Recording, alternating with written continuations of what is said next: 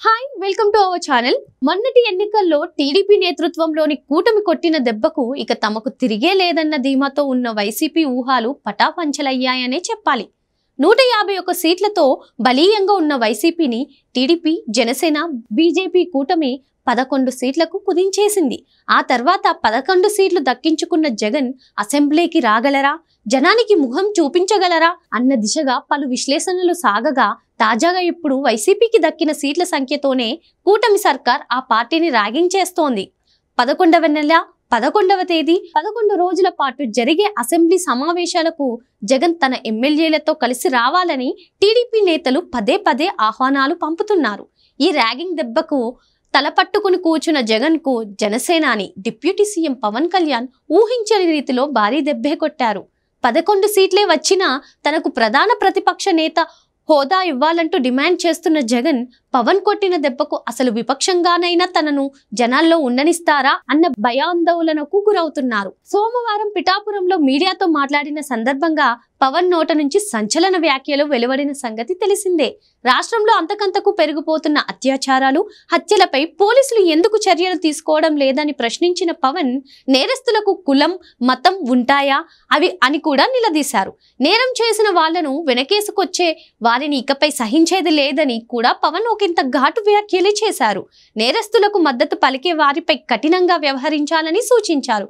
ఈ సందర్భంగా హోంమంత్రి వంగలపూడి అనిత పేరును ప్రస్తావించిన పవన్ నేరాలపై దృష్టి పెట్టాలని సూచించారు. అంతటితో ఆగని పవన్, తాను హోంమంత్రిత్వ శాఖ పగ్గాలు తీసుకుంటే పరిస్థితి మరోలా ఉంటుందని కూడా పవన్ వ్యాఖ్యానించారు.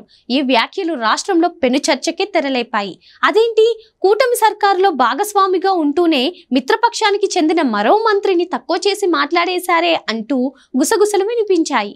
అయితే పవన్ అనుసరించిన ఈ వ్యూహాన్ని వైసీపీ ఇట్టే పసిగట్టింది. పవన్ నోట నుంచి వచ్చిన వ్యాఖ్యలను విన్నంతనే వైసీపీ అధిష్టానం రంగంలోకి దిగిపోయింది. విమర్శలు చేసినా కాస్తంత మంచి మర్యాదతో మసులుకునే మాజీ ఆర్థిక శాఖ మంత్రి బుగ్గన రాజేంద్రనాథ్ రెడ్డిని బరిలోకి దింపించింది. హైదరాబాద్ లో ఉన్న ఆయనతో అక్కడే హడావుడిగా మీడియా సమావేశం పెట్టించింది.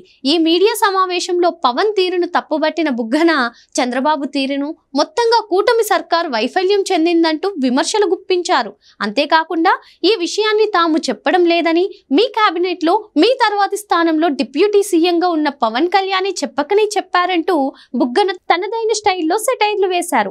అంతటితో ఆగని బుగ్గన, కూటమి సర్కారులో అప్పుడే లుకలుకలు మొదలయ్యాయనే అర్థం వచ్చేలాను కీలక వ్యాఖ్యలు చేశారు. అయినా ఎప్పుడూ లేనిది పవన్ వ్యాఖ్యలకు వైసీపీ ఇంత వేగంగా ఎందుకు స్పందించింది అంటారా? తనకున్న విపక్ష హోదాను కూడా కూటమి సర్కారే కబ్జా చేస్తుంటే అసలే ప్రధాన ప్రతిపక్ష హోదా లేకుండా చేశారు. ఇక సాధారణంగా కూడా తమను విపక్షంగా కొనసాగడానికి అవకాశం ఇవ్వరా అన్నది వైసీపీ భావన. నిజమే మరి. పవన్ చేసిన వ్యాఖ్యలు వింటూ ఉంటే స్వపక్షంలోనే విపక్షం ఉన్నట్టే కదా. తమలోని తప్పులను తామే సరిదిద్దుకుంటూ సాగే ప్రభుత్వాలకు విపక్షాల అవసరం ఏమీ ఉండదు కదా.